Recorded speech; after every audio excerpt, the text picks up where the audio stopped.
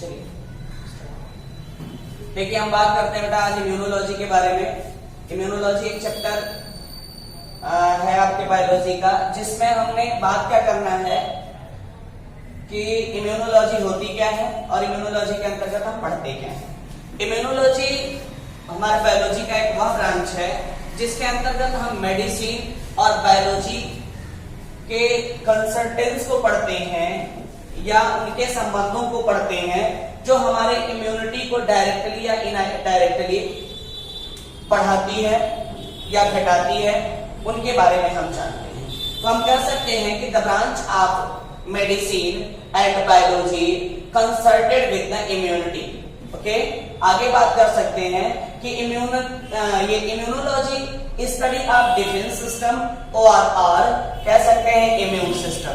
जो इम्यूनोलॉजी है वह स्टडी ऑफ डिफेंस सिस्टम या इम्यून सिस्टम बोला जा सकता है इनको।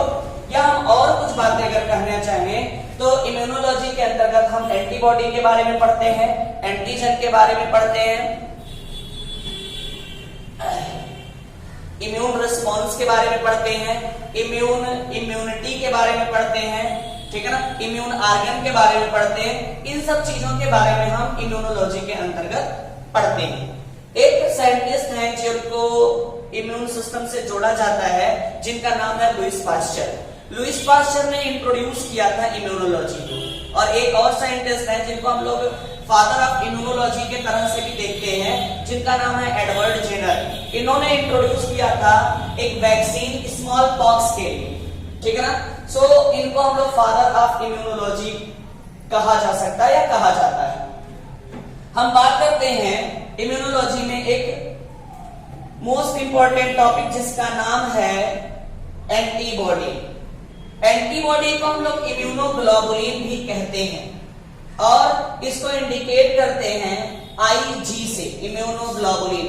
ये पार्ट होता है, इम्यूनोग्लोबुलिन होता क्या है, यह हमारे ब्लड प्लाज्मा का एक पार्ट होता है या ब्लड प्लाज्मा का कह सकते हैं, प्लाज्मा का प्रोटीन होता है इम्यूनोग्लोबुलिन।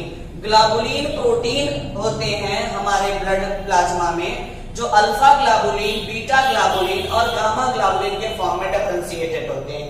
तो अल्फा, बीटा, गामा ग्लोबुलिन में से जो गामा ग्लोबुलिन होता है उनको हम इम्यूनोग्लोबुलिन कहते हैं। अब ये इम्यूनोग्लोबुलिन जो होता है बेटा, वो सिंथेसाइज कौन करता है, तो इम्यूनोग्लोबुलिन को सिंथेसाइज करता है हमारा बी सेल।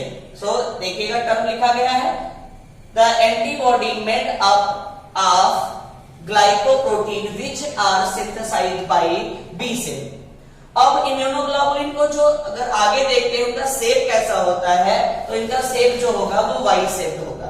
हमारे ब्लड प्लाज्मा प्रोटीन का करीब करीब 20% पार्ट जो होता है, 20% पार्ट जो होता है वह इम्यूनोग्लोबुलिन होता है। ब्लड प्लाज्मा या प्लाज्मा प्रोटीन का 20% पार्ट। ये एंटीबॉडी के पास दो तरह के चेन होते हैं, यानी एंटीबॉडी जो होता है 4 पॉलीपेप्टाइड चेनों से मिलकर बना होता है। एंटीबॉडी 4 पॉलीपेप्टाइड चेन से मिलकर बना होता है, जिसमें आपके 2 आइडेंटिकल लाइट चेन है, यल से लिखा गया है लाइट चेन है, और 2 आइडेंटिकल आपके हैवी चेन है, यल से लिखा गया है। यहां डायग्राम में देखिएगा, यहां दिखाई दे रहा होगा एंटीबॉडी का एक सिंपल सा जनरल स्ट्रक्चर बनाया गया है, जिसमें आपको 4 पॉलीपेप्टाइड चेन दिखाई दे रहे होंगे। एक ये, दूसरा, ये तीसरा और ये चौथा। 4 पॉलीपेप्टाइड चेन है, जिसमें 2 एक जैसे जो बड़े बड़े वाले हैं उनको हम हैवी चेन कहेंगे, और ये जो 2 छोटे छोटे हैं उनको हम लोग लाइट चेन कहेंगे। तो 2 आइडेंटिकल हैवी चेन है, 2 आइडेंटिकल लाइट चेन है। यहां पे हमने इनके बारे में बात बताया। देखिएगा, लाइट चेन 2 होते हैं, बने होते हैं 220 अमीनो एसिड से।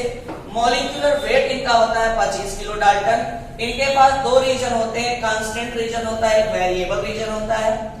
कांस्टेंट रीजन जो होते हैं वो बने होते हैं 110 अमीनो एसिड से, और ये जो कांस्टेंट रीजन है वो 110 अमीनो एसिड से बने होते हैं, और वेरिएबल रीजन भी 110 अमीनो एसिड से बने होते हैं। इनके साथ light chain in case of heavy chain की बात करते हैं तो ये भी दो, इनके पास भी इनके नंबर भी दो होते हैं।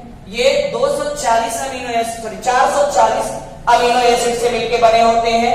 मॉलिक्यूलर वेट जो इनका होता है वो 50 किलो डाल्टन होता है, ठीक है। तो ये बातें आ गई। और इसमें भी दो रीजन होते हैं, कांस्टेंट रीजन और वेरिएबल रीजन। इनके जो कांस्टेंट रीजन है वो 330 अमीनो एसिड से मिलके बने हुए हैं, और इनका जो वेरिएबल रीजन है वो मिलके बना हुआ है 110 अमीनो एसिड से। हम एक टिपिकल स्ट्रक्चर बनाए हुए हैं एंटीबॉडी का। यहाँ पे इस टिपिकल स्ट्रक्चर को देखिएगा, इसमें 4 चेन है, 1 2 3 4, 4 चेन है, और चारों चेन एक दूसरे से अरेंज हैं। और किस बॉन्ड के द्वारा अरेंज है तो देखा जाएगा कि डाइसल्फाइड बॉन्ड के द्वारा चारों अरेंज हैं। तो एक क्वेश्चन आता है कि the 4 polypeptide chain during the formation of antibody the chain are binded with, तो बता देंगे कि डाइसल्फाइड बॉन्ड से ये बाइंडेड होते हैं, ठीक है ना। अब डाइसल्फाइड बॉन्ड की अगर बात करते हैं नंबर की, तो इनके नंबर जो होते हैं डाइसल्फाइड बॉन्ड के वो 16 से 31 इनके नंबर हो सकते हैं। मोस्ट जनरल केसेस में देखा जाता है कि 16 होते हैं, ठीक है ना। मोस्ट केसेस में देखा जाता है कि 16 होते हैं, लेकिन उससे ज्यादा भी हो सकते हैं, संभावनाएं होती हैं। अब यहाँ पे देखिएगा, ये इधर का जो हिस्सा दिख रहा है कंटिन्यूअस बड़ा सा चेन, इसको हैवी चेन कहते हैं, और ये छोटा सा चेन है, इसको हम लाइट चेन कहते हैं। हैवी चेन में हमने देखिएगा यहां से लेके यहां तक में सब में H लिखा हुआ है, तो यहाँ पे H1 H2 H3 या H1 H2 H3। तो ये H जो होगा ये पहला, फिर H1 H2 H3, तो H2 H3 H1 H2 H3 के साथ हमने C लगाया। इसका मतलब ये हो गया कि ये कांस्टेंट रीजन वाला हिस्सा है, ठीक है। हैवी चेन का H का मतलब हैवी और C का मतलब कांस्टेंट, और यहाँ H का मतलब हैवी और C का मतलब वेरिएबल। तो यहाँ पे आपको ये ब्लैक से दिखाई दे रहा होगा, तो ये वेरिएबल, और ये रेड का दिखाई दे रहा है, तो ये कांस्टेंट रीजन है, ठीक है। अब आगे बात करते हैं, ये आपका लाइट चेन है। लाइट चेन में भी जो ये कलर ब्लैक दिखाई दे रहा है, ये आपका वेरिएबल रीजन, और ये आपका कांस्टेंट रीजन है, ठीक है ना। आगे देखते हैं, इसको हम लोग अगर स्ट्रक्चरली डिफरेंशिएट करते हैं तो इसको दो पार्ट में बोल दिया जाता है। एक आपका ये होता है फैब रीजन, ये यहां से लेके यहां तक को हम लोग फैब रीजन कह देते हैं। क्या कहते हैं भाई? फैब रीजन कहते हैं, और इसको हम लोग एफसी रीजन कहते हैं। फैब रीजन का मतलब होता है फ्रैगमेंट, फैब रीजन का मतलब होता है फ्रैगमेंट एंटीबॉडी, यानी यह वह रीजन होता है जो एंटीबॉडी का रियल फ्रैगमेंट होता है। और एफसी रीजन का मतलब होता है फ्रैगमेंट, एफसी रीजन का मतलब फ्रैगमेंट कांस्टेंट रीजन, ठीक है ना। एफ का मतलब फ्रैगमेंट, सी का मतलब कांस्टेंट रीजन का फ्रैगमेंट। अब आगे बात करते हैं इस एफ फैब रीजन में, यानी इस रीजन में वेरिएबल रीजन जो है, ये देखिएगा आपका ये वेरिएबल रीजन जहां तक ब्लैक है। वेरिएबल रीजन में दो पोर्शन दिखाई देते हैं। एक आपका दिखाई देता है यहां से यहां सीडीआर होता है, सीडीआर रीजन, और यहां से यहां तक रीजन जो होता है ये होता है फ्रेमवर्क रीजन। सीडीआर रीजन होते हैं और फ्रेमवर्क रीजन होते हैं। तो ये जो होता है आपका सीडीआर के बाद वाला जो हिस्सा होता है वेरिएबल रीजन का, उसको हम बोलते हैं फ्रेमवर्क रीजन। अब सीडीआर क्या होता है उसके बारे में ध्यान देते हैं, बड़ा इंपॉर्टेंट बात है। सीडीआर पूछा हुआ क्वेश्चन होता है। सीडीआर का मतलब होता है कंप्लीमेंटरी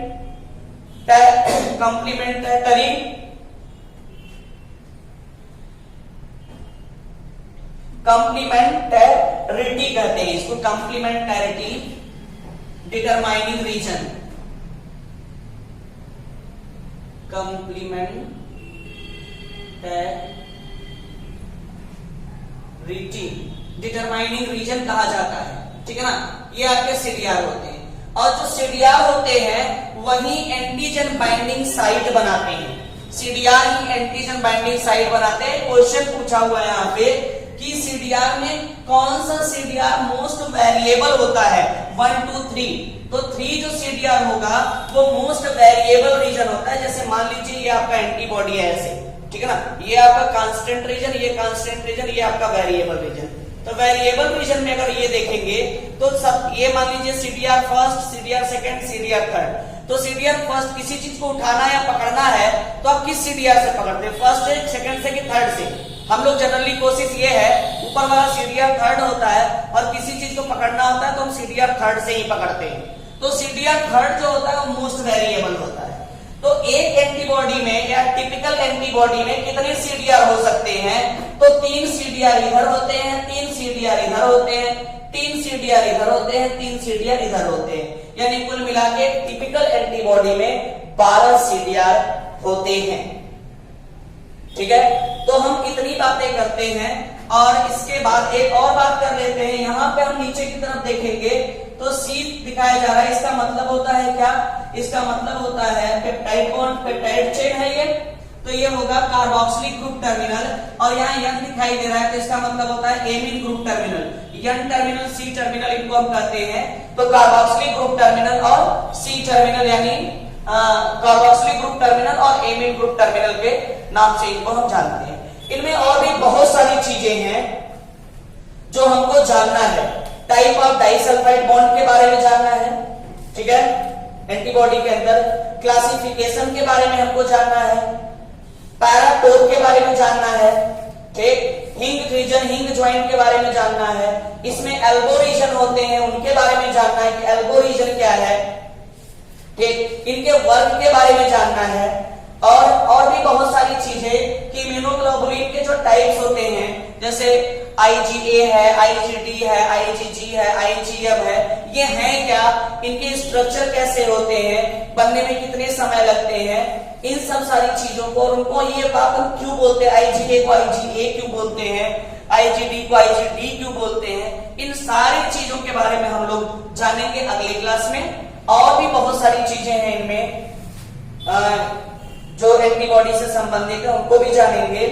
और अगर इस क्लास को आपको डिटेल में या और ज्यादा इसके बारे में जानना है तो आप हमें हमारे डीडीबी ट्यूटोरियल के एप्लीकेशन को प्ले स्टोर से डाउनलोड कर सकते हैं और करके वहां पे साइड मेन्यू में जाके डेमो क्लासेस बहुत सारी हैं, वहां पे आप इसके वीडियोस और नोट्स ले सकते हैं।